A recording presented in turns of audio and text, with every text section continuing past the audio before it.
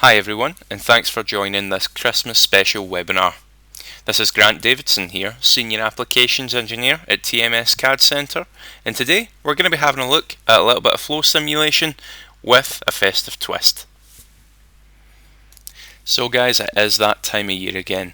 Time to realise that those Christmas fairy lights, which worked perfectly last year, show no signs of life this year. Using SOLIDWORKS Flow Sim, we're going to investigate one scenario of why this may be the case. So if subjected to an elevated current, we know that one of our bulbs would likely fail, breaking the circuit and ultimately sending us to buy some new ones. But the question we want to answer here is why and when does it fail? So first thing we're going to do here guys is go ahead and suppress out the glass casing around this bulb because it's not going to add that much to the study. It might contain a little bit of heat, but other than that we're not really getting much from it. We're really just going to concentrate on the filament itself here. Now, we're going to jump into our flow simulation tab, but if you're not seeing that available to you, go into your add-ins because it is going to be listed in there, assuming you've got it on your package. If you don't and you are interested, please get in touch and we'll be happy to help you with that. Once we have our tab, we're going to jump into the wizard interface. Flow simulation actually has a very good, very intuitive wizard interface, so it's always worth using. And we're going to give this one a name of bulb failure because that's ultimately what we're trying to do here. Clicking on next, we're going to go ahead and choose our unit system. We're going to stick with the defaults for the moment, but I will make one quick change, and that is I'm going to change my temperature from Kelvin values over to Celsius. Just that little bit easier to work with. Next we need to go ahead and choose our analysis type. Now it can either be internal or external. External generally being the likes of aerodynamics, so a car body, a boat hull, that sort of thing. For us, we're going to stick with internal. Next we need to choose the physical features that we want to account for in this study. Obviously, heat is going to play a large part for us, so we're going to check heat conduction in solids. What we'll also check here is time dependent. We're going to run a time dependent study here. Reason being, we want to find out when this bulb is actually going to fail. In all likelihood, it probably will fail, but we don't know when. So let's run this for a total analysis time of 0.25 seconds. We reckon it's going to fail fairly quickly, and we'll use an output time step of 0.001 seconds. Next, we need to determine the material which is going to be used for our default solid. Now I've already input a material, a custom material for my bulb. Now if you're interested in seeing how you do this, it's done via the engineering database. There are various blog posts and help documentation available on this if you'd like to do the same. Next we'll choose the default outer wall thermal condition. By default it will be set to adiabatic wall. Essentially it will be insulated as that. But you can also introduce a heat transfer coefficient, a heat generation rate, amongst others as well. We're going to stick with the default, which is adiabatic wall. And finally, go ahead and set up the initial conditions for our study. We can transfer them from a separate flow simulation study, as you can see on screen right now, or we can take the more manual approach and simply put in a starting temperature, as we'll do here, of 20 degrees C. All that's left to do now is go ahead and set up a few meshing parameters. Now just like any other FEA study, we could choose to make it really fine, in which case it will take a bit longer but we'll essentially get more accurate results, or we could go for a coarse mesh which would solve very quickly, but the results may be in question. Once we've defined our study, you can see that we've got this sort of transparent box around our model in flow simulation. This is known as the computational domain. In other words, this is the area where the calculation is going to take place. What we need to do is make sure that it encompasses our entire model. Now at the top of our flow simulation tree, you'll see it right there, computational domain. It is adjustable, we can make it larger or smaller, or we can just choose to hide it out to clean up the display as well. You'll notice in our flow simulation tree here that there's various boundary conditions, heat sources, thermoelectric coolers and such, which we can go ahead and add. If I was to enter the boundary condition area here, you can see that I can add in additional walls. If I wanted to insert a heat source, you can see I can go ahead and do that either as a wattage or just a set temperature. And I can even toggle if that's going to be constantly on or turn on and off like a thermostat. What we're actually looking for here is the electrical condition area. Because it's in this electrical condition area, I can go ahead and apply the load that I would like here.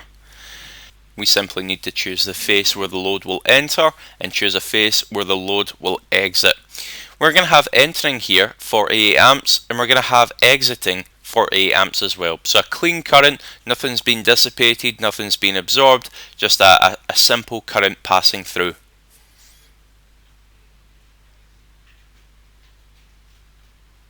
Now in theory guys, we could now go ahead and run this study. However, we do have very specific goals we want from this, i.e. how is this going to break, and also at what time point will it actually break. So if I was to run this, I wouldn't really get great results surrounding those specific areas. So what I'm going to do instead, before I go ahead and run it, is I'm going to go into my calculation control options. You can see in here this houses things like the physical time and the refinement options. We're interested in this solving tab because I'm going to change the time step from automatic over to manual because I want to run it at that 0.001 second time step. Under my saving tab here, I'm going to go ahead and make sure that the period is set to the same, and also we're going to save a backup every 0.001 seconds as well.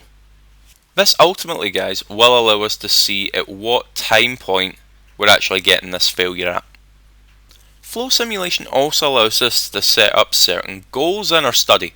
We can set global goals, point goals, surface goals, even equation goals. We're going to go for a basic global goal here, and that is to monitor the maximum temperature which occurs in this solid. Now in addition, once you've went ahead and created a goal, just like any other feature in SOLIDWORKS, it can be renamed to something a little bit more meaningful. So I'm going to go for maximum temp here. And that's it guys, we can now go ahead and run this either by right clicking at the top of our flow simulation tree or by using the perhaps slightly more user friendly button to run at the top. Now we want to make sure that we go ahead and mesh this study, and we want to go ahead and solve it as a new calculation. Top tip, make sure load results is checked, and that will mean our results will load instantly. We won't need to do it manually. Click on run and we'll get to see this study actually be solved. Now we don't want to blink here guys because this is going to happen very quickly. You can see here it's preparing the model, it's now meshing the model, and we begin. We get a preview of it and you can see here we're going through the physical time. Now at the moment there's no warnings, but that temperature is rising fast.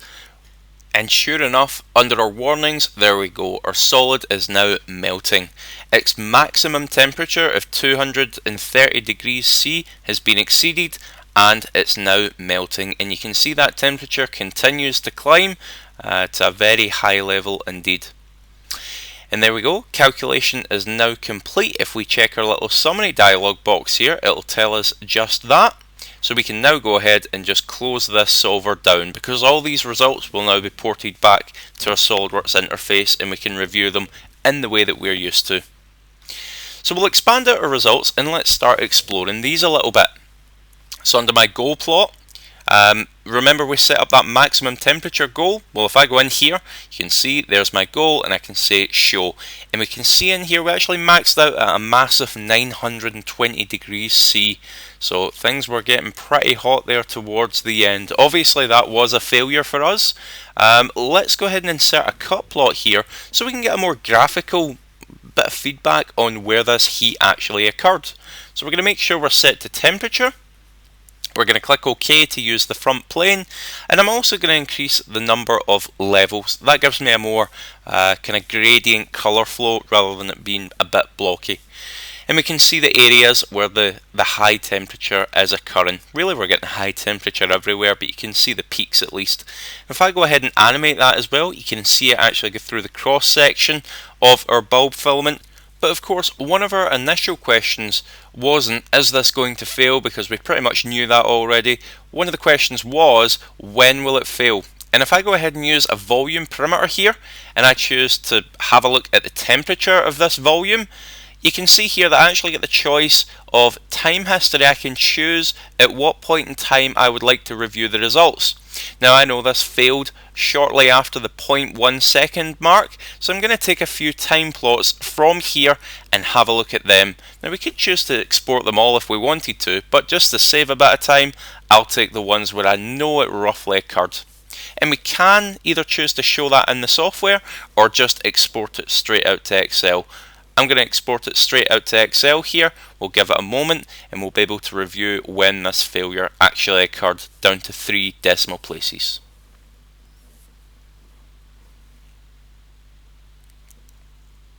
Now upon completion, it will automatically start Excel, so we can go ahead and review our results. Now let's just go ahead and maximize this and have a look. So you can see here each time step is listed with the min, max and average temperature of each. Now the maximum is what's of interest here, and we can see we actually exceed 231 degrees there, which is our melting temperature at 0.115 seconds. So we can be confident in saying that at 0.115 seconds the failure occurred. Now unfortunately guys, we are out of time for today, but from everyone here at TMS CADCentre, we'd like to wish you a very Merry Christmas and a Happy New Year. And don't touch those bulbs when they get too hot. Cheers.